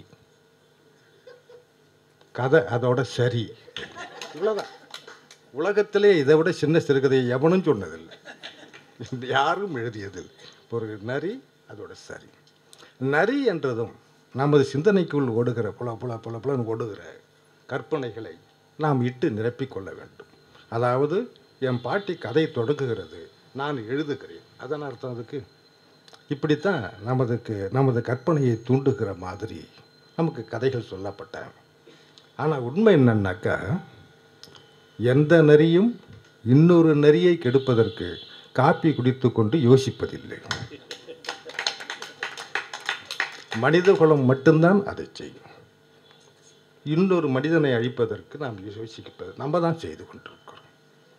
உலகத்திலேயே சின்ன சிறுகதை என்று புதுமைப்பித்தன் ஒரு கதையை சொல்றார். உலகத்திலேயே சின்ன கதை. இதை எழுதியது மிக்கைல் ஷோலகோவ். இதை கேட்டு எழுதியது. நாட்டுப்புற கதையிலிருந்து கேட்டு எழுதியது. இதை எழுதியது 35ஆம் ஆண்டில் அந்த ஷோலகோவ், ரஷ்ய எழுத்தாளர். அவனுக்கு 63ஆம் ஆண்டு நோபல் பரிசு கிடைத்தது. டான் நதி அமைதியாக ஓடுகிறது என்ற பெயரிலே வந்த ஒரு நாவல். கதை இதுதான். ஒரு கடல், கடலில் ஒரு திமிங்கலம். இப்படி தான் ரெண்டு வார்த்தைகளை சொல்லிட்டு போவோம். கடலில் ஒரு திமிங்கலம், அது போய்கொண்டிருந்தது. எதிரே ஒரு சின்ன மீன் வந்தது. சின்ன மீனை பார்த்ததும் திமிங்கலம் வாயை திறந்து அதை விழுங்க போயிற்று. சின்ன மீன் கேட்டது, இது நியாயமா? திமிங்கலம் சொன்னது, நியாயம் இல்லை. முடிந்தால் நீ என்னை விழுங்கிக் கொள்ளலாம். சின்ன மீன் திமிங்கலத்தை விழுங்குவதற்கு முயற்சி செய்து வாயை திறந்து பார்த்தது. முடியவில்லை. சின்ன மீன் திமிங்கலத்திடம் சொன்னது, நீ என்னை விழுங்குவதுதான் நியாயம். இவ்வளவுதான் நியாயம். அவ்வளவுதான். இது ஜார் காலத்து ஆட்சியை விமர்சனம் செய்த ஒரு கதை. ஜார் காலத்து ஆட்சி, பெரியவன் சிறியவனை விழுங்குவது என்பது இயல்பாக ஒன்றை இந்த சமூகத்தில் இருப்பதை விமர்சித்து ஒரு நாட்டுப்புற பாடு. நம்பூர்காரனும் ஒரு நாட்டுப்புற கதை இதை இந்த மாதிரி விட்ட எழுதியிருக்கான். அரசாங்கத்தை இப்போது யாரும் விமர்சிக்க முடியாது. அரசாங்கமே இல்லையே, அப்புறம் எப்படி விமர்சிக்க? ஒரு ஊரில் தலை இல்லாமல் ஒருத்தன் பிறந்தான். ஸ்கூலுக்கு போனான், காலேஜுக்கு போனான். காலேஜ் விட்டு வருகிற பொழுது ஒரு வீட்டு அந்த காம்பவுண்ட்லேருந்து ஒரு பந்து வந்து விழுது. அதை எடுத்துகிட்டு உள்ளே போகிறான். அது யாருன்னா அந்த ஊர் இளவரசி விளையாடிட்டு இருந்த பந்து. இந்த பந்தை கொடுத்துட்டு அவனுக்கு அவன் மேலே ஆசை வந்து போச்சு. வரும் தானே, வராமல் இருக்க முடியாது தானே, கதையில் கொடுத்துட்டான். இப்போ நீங்கள் ஒரு கேள்வி கேட்கலாம், தலையில்லாத பையன் இப்படி காதலிக்கிறான் அப்படி. கதையில் காதலிப்பான், கதையில் அது நடக்கும். சரின்னு கொடுத்து இப்போ நேராக வீட்டுக்கு போகிறான். அம்மா கிட்ட சொல்கிறான், அந்த பொண்ணை கட்டி வை அப்படி. அந்த அம்மா போய் ராஜா கிட்ட, உன் பொண்ணை என் பையன் பார்த்தான், அவனை கட்டி வைக்கணும் அப்படி. பொண்ணை இன்னமா அவனை கட்டி வைக்கிறியா? இல்லை, தலையில்லாத பசங்களையெல்லாம் நான் கட்ட முடியாது அப்படின்னு அந்த அம்மா. ஏன் தானே, தலையில்லாத பையனை போய் எப்படி கட்டும்? அந்த ஊரில் ஒரு சூப்பர் சாமியார் வந்தார். சாமியார்லாம் அந்த காலத்தில் சூப்பர் ஆகிட்டானுங்க. ஒரு சூப்பர் சாமியார். அவன் ஒரு மருந்து சொன்னான். ஒரு ஒரு என்ன சொல்கிறது, ஒரு மந்திரம். அந்த மந்திரத்தை உச்சரிச்சாக்கா தலை வந்துடும். தலை வந்து போச்சு, ரொம்ப அழகான தலை. ஆனால் அந்த மந்திரவாதி சொன்னான், தலை அழகாக இருக்கும், உள்ள ஒன்றும் இருக்காது. பரவாயில்லையா? அப்படி ரொம்ப பேர் அப்படித்தானே இருக்கானுங்க. அதனால் ஒன்றும் பிரச்சனை இல்லை, தலை அழகாக இருந்தாக்கா போதும். பொண்ணுங்க விரும்புறது அது தானே. அப்படின்னு அவன் கேட்டான்.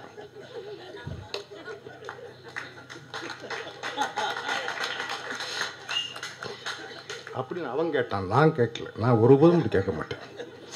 பெண்கள் புத்திசாலிகள் என்று எழுதி கொண்டு 2000 அப்படி எழுதி கொண்டிருக்கிறோம் நான். சரி, இப்போது அழகான தலையோட அந்த அம்மா அவன் ராஜா கிட்ட போச்சு. திமிர் பொண்ணு கேட்குறோம். இந்த பையனை பார்த்தோன்னா அவனுக்கு பிடிச்சி போச்சு, ரொம்ப அழகாக இருக்கானே. சரிம்மா, கட்டி வைக்கிறேன் அப்படின்னு அவன் சொல்லிட்டான். ஆனால் ஒரு ரகசியம் ராஜா. என்ன ரகசியம்? என் பையன் தலை ரொம்ப அழகான தலை தான், ஆனால் உள்ள ஒன்றும் இல்லை. பரவாயில்லையா? அப்படி அப்போ ராஜா சொல்கிறான், அவனுக்குமா? அவனுக்குமா? அப்படி ஆமாம், கரெக்டு. இப்படி ஒருத்தனை தான் நான் எதிர்பார்த்துக்கிட்டு இருந்தேன். இந்த நாட்டை ஆள்ற தகுதி அப்படிப்பட்டவங்களுக்கு தான் இருக்குது. எனக்கும் ஒன்றும் இல்லை, என் மருமகனுக்கும் இல்லை. இப்போ சந்தோஷமாக இருக்குது. இதை ஒரு நாட்டுப்புற எழுத்தாளர் நம்மை ஆள்பவர்களை பற்றி சொல்லுகின்ற விமர்சனம். சிறுகதைகள், கதைகள் எல்லாம் இப்படித்தான் தோன்றியிருக்கின்றன, இப்படி தான் தோன்றியிருக்கின்றன. இதிலேருந்து வளர்ந்தவர்கள் தான் நாமெல்லாம். நல்லது நண்பர்களே, இப்போ எனக்கு ரொம்ப சந்தோஷமான நாள் என்னென்னா, வம்சி இந்த படத்தை எடுத்தது தான். இந்த படத்தை எடுக்கணும்னு சொல்லிட்டு கிட்டத்தட்ட ஒரு 25-30 வருஷமாக பாலுமந்திரன் என்கிட்ட கேட்டுக்கிட்டே இருந்தார். எடுக்கிறதுக்கு முயற்சியே செய்யலை, ஆனால் கேட்டுக்கிட்டே இருப்பார். எப்போ என்னை சந்தித்தாலும் உட்லண்ட்ஸ் தியேட்டருக்கு, உட்லண்ட்ஸ் ஹோட்டலுக்கு போவோம், 2-3 காபி சாப்பிடுவோம். அப்போ அவருக்கு சொல்லலாமா கூடாதுன்னு தெரியல, அந்த சமயத்தில் யாரால் அவமானப்படுத்தப்பட்டாரோ அதை பற்றி பேசுவார். இப்போ உங்களுக்கு புரியும்னு நினைக்கிறேன். அதை பற்றி பேசிக்கிட்டு இருப்பார். நான் தேற்றி, மனசை தேற்றி, அப்படித்தான் இந்த மாதிரி விஷயத்தில் அவமானம் வரத்தான் செய்யும் அப்படின்னு சொல்லிட்டு தேற்றி அனுப்புவேன். ஒரு 3-4 காஃபி சாப்பிட்டு அப்பொழுதும் சொல்லுவார், அந்த படத்தை நான் தான் எடுப்பேன், எடுங்க அப்படின்னு. 30 வருஷமாக அந்த கதை யாராலும் எடுக்கப்படாமல் அது அப்படியே இருந்தது. அதை எடுப்பதற்கு வம்சி என்ற ஒரு வருவான் என்று காலம் எதிர்பார்த்து கொண்டிருந்திருக்கிறேன். ஒரு நாள் வம்சி எனக்கு ஃபோன் பண்ணும்போது, நான் எடுக்க போகிறேன் தாத்தா அப்படின்னு. எடுத்து தாராளமாக எடுப்பேன். அந்த கதை இல்லை, 275 கதை எழுதியிருக்கேன். 275 கதைக்கும் உனக்கு லிபரல் ரைட்டு உண்டு, எதை வேணாலும் எடு, என்கிட்ட கேட்க வேண்டிய அவசியமே இல்லை அப்படின்னு நான் சொன்னேன். இப்போ எடுத்து முடிச்சிருக்கேன். ரொம்ப ஆச்சரியமாக இருக்கிறேன், மிகவும் மகிழ்ச்சியாக இருக்கிறது. இதை தவிர பெரிய கடமை எதுவும் இல்லை. நான் அந்த கதையை எழுத பொழுது தமிழகம் முழுக்கும் நக்சலேட்டர்கள் என்ற பெயரிலே இளைஞர்கள் வேட்டையாடப்பட்டார்கள். தருமபுரியிலும் மற்ற ஏரியாவிலும் ஏகப்பட்ட இளைஞர் கொல்லப்பட்டார்கள். முத்திரையை குத்தி யாரை கொல்ல வேண்டுமோ அவனை நக்சலைட்னு சொல்லிவிட்டு கொண்டு விடலாம். இப்படியான ஒரு சூழல் இருந்தது. எனக்கு தெரிந்தே பலர் அப்பொழுது இருந்தார்கள், செத்து போனார்கள், கொலை செய்யப்பட்டார்கள். அப்படி ஒருத்தனை பற்றி தான் இந்த கதை. ஒரு வரியில் அந்த கதையை சொன்னாக்கா நான் இப்படி சொல்லுவேன். சுமதி இல்லை, இந்த பையன் பேர் என்ன? வம்சி, கேசவனா? மறந்துட்டேன். சுமதி மட்டும் மறக்கவே இல்லை, அது மறக்கவே முடியாது தானே. கேசவன் சுமதிக்கு தங்க அரளியை கொடுக்க ஆசைப்பட்டான். ஆனால் இந்த அரசோ அந்த கேசவனுக்கு துப்பாக்கி தோட்டாக்களை கொடுத்து முடித்தது. இந்த 2 தான் அந்த கதையினுடைய அடிப்படை. இந்த கதையடி ரைட்டா? சரி, இந்த சினிமா பாஷையை பற்றி கூட கருணா சொன்னார். சினிமா பாஷை என்பது எழுத்து பாஷைக்கும் இதுக்கும் வித்தியாசம் உண்டு. உதாரணத்துக்கு சத்யஜித் ரே ஒரு 3 படங்கள் எழுதினார், 3 படங்கள் எடுத்தார், ஆரம்பத்து படங்கள். அப்பு ட்ரையாலஜி. இந்த அப்பு ட்ரையாலஜி இருக்கு, அந்த 3 படமும் இருக்கு. அந்த 3 படமும் ஒரு நாவலை அடிப்படையாக கொண்டது. பஜர் பாஞ்சாலி என்பது. அந்த நாவலையும் அந்த 3 படங்களை வைத்துக்கிட்டு நாங்கள் ஒர்க் ஷாப்லாம் எடுத்திருக்கோம். இந்த 3 படங்களையும் கிராம மக்களுக்கு சென்று போட்டிருக்கிறோம் புதுச்சேரியில். அதை பார்த்த கிராமத்து மக்கள் சொன்ன பல விமர்சனங்கள் எந்த மகத்தான விமர்சனவாதிகளும் சொல்லாதது மக்கள் கண்டுபிடித்து சொன்னார்கள். அது இருக்கிற பிரச்சனைகள்.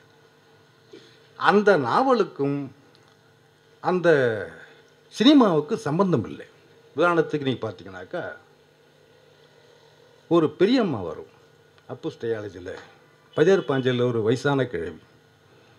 அது போகிற போக்கில் சொல்லப்பட்ட ஒரு பாத்திரம், ஒரு மைய பாத்திரம் அல்ல, முக்கியமான பாத்திரமும் அல்ல.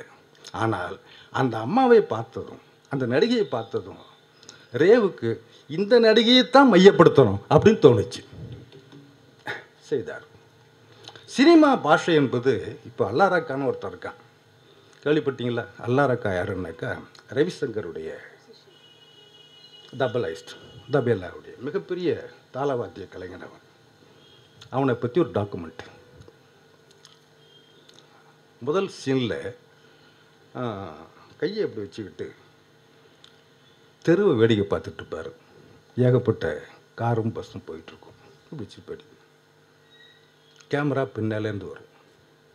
கொஞ்சம் கொஞ்சம் கொஞ்சமாக இட் மூவ்ஸ் டுவர்ட்ஸ் கேரக்டர், அப்படியே முடித்து வரும்.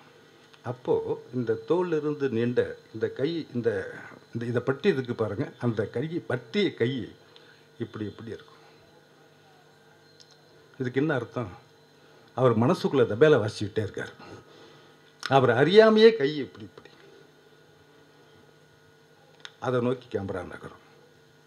டைட்டில் அல்லாரக்கா. அப்படி எவ்வளோ அழகாக இருக்குது பாருங்கள். இதுதான் சினிமா பாஷை.